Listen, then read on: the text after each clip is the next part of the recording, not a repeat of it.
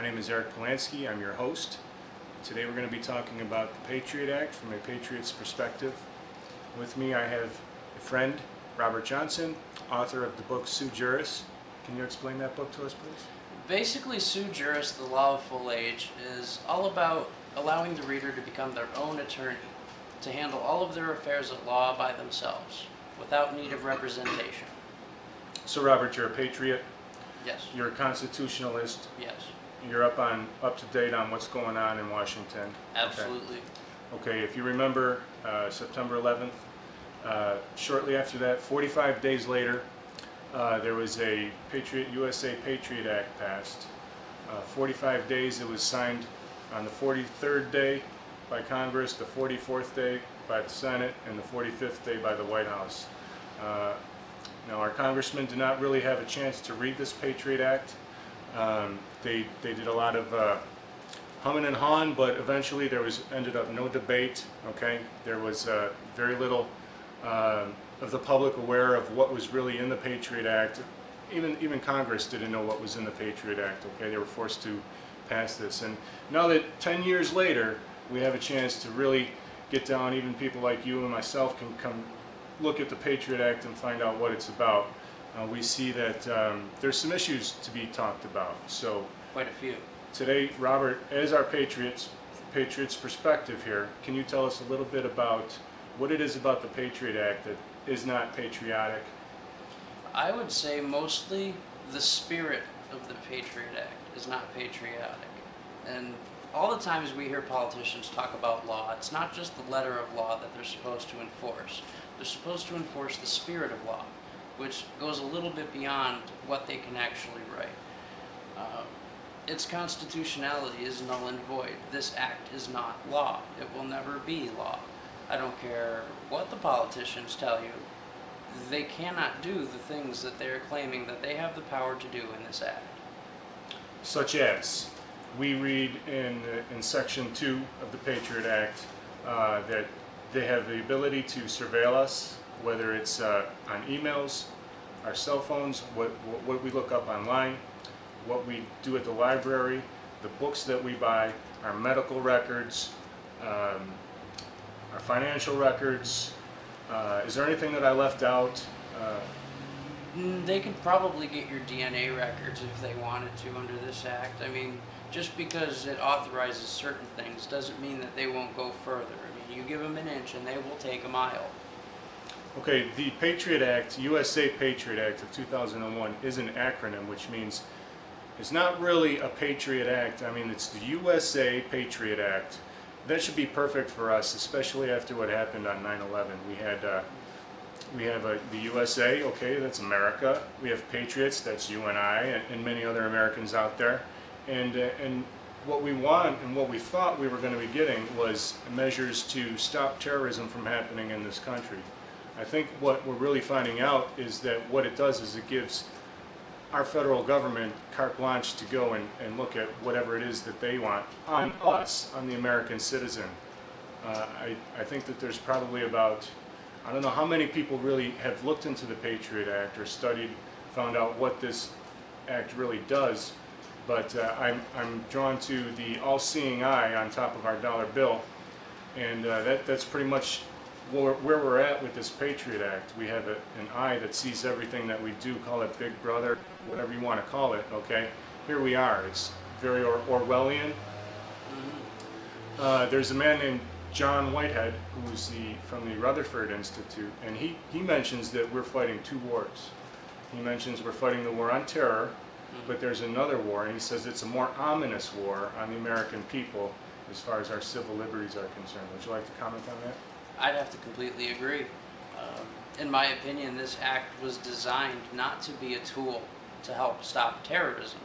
The way I see it, all of the laws that are needed already existed for that, as in the 1993 bombing of the World Trade Centers and then the Oklahoma City bombing. We already had the tools that we needed to stop terrorism. We just haven't used them right. Well, that's a good point. What would you say to the individual out there who says to himself or herself, well, I really have nothing to hide, so why should I worry it's probably a good thing that this Patriot Act is around, because I don't want people to pull stuff over on me. What would you say to that individual? I'd say to that individual that he should do a little bit more research into the founding of this country. That you cannot flip an essential principle of the Constitution on its head to attack an American and take their rights away. Okay, and you're saying that this is an attack on us as far as our rights are concerned. I think that that was the main purpose of this act, was to steal your rights under the guise of some temporary security. And we all know from history that we should never ever exchange our rights for any kind of security, whether it's temporary or supposedly permanent. Okay. As far as your knowledge goes on this Patriot Act, is it happening to every American, or is it just happening to suspects? Apparently, it's also used in criminal investigations on this soil. Yes, this act flipped the principle of the presumption of innocence on top of its head. It's not just being applied to suspects, it's being applied to everyone unilaterally, arbitrarily, without any kind of oversight. I mean, they will look into your emails. I'm sure my emails are read constantly just because of the nature of the things I talk about daily. I'm sure that they read my Facebook posts.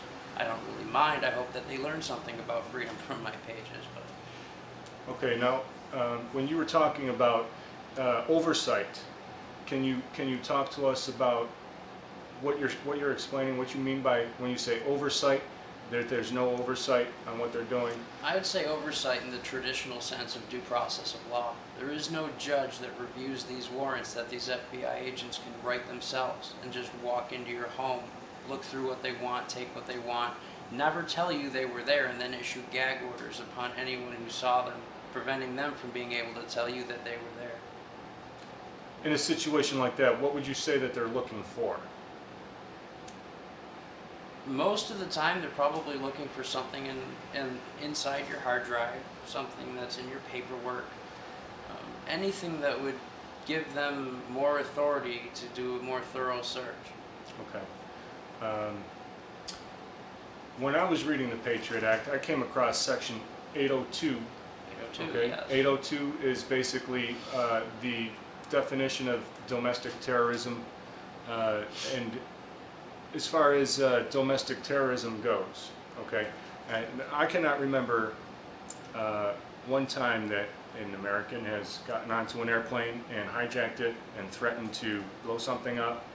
Okay. No, can I? Why would they go and focus on domestic terrorism? Are they looking for somebody who is maybe doesn't speak good English, and maybe somebody who is not white? Are they looking for anybody? What's going on here? Unfortunately, they're applying it mostly to everybody. It's not just one race that they're looking for. It's not one type. It's not even a person who's likely to commit terrorism that they're looking for. What this act was designed for is to get you accustomed and acclimated to giving up your rights, For what purpose? so that they can have more control over your everyday lives. Okay. That is what these people live on. Money, they have all the money in the world. They can just print it. That's what the Federal Reserve is for. They want power, and that power is over your everyday life. Okay, now what we see here is we have the FBI, okay, the CIA are two main branches of intelligence that we're aware of. Yes. Okay, there's also the NSA, and they're all under that heading. Okay. You can't forget the NRO, the National Reconnaissance Office. Would you like to tell us about that? That's a whole nother story for another time. Basically, they're the most super secretive agency on the face of the planet. The NRO is more secretive than the NSA. Now, there is also in the CIA's charter a section that says that they are not to do surveillance and gather intelligence on this soil. Correct. Okay? So, do you know what section it is that they talk about the FBI is able to share information with law enforcement and vice versa, and law enforcement is able to share information with the CIA, and also that they're able to share information with foreign governments? I'm not sure what the section is exactly from the Patriot Act, But that was the entire purpose and lie that they passed the Patriot Act under, was that they needed this so that agencies could communicate a lot more fluently, and that they could share information and make it easier to catch terrorists. But that's just a lie. That's not why they did this. Okay, now, what would the CIA have to do with information on Americans? They should have nothing to do with information on Americans. The CIA is not supposed to operate within the boundaries of this country whatsoever. Where are our protections from even foreign governments on us, American people, information on us, whether it's criminal information or whether it's just a secret that you don't want exposed, whatever it is?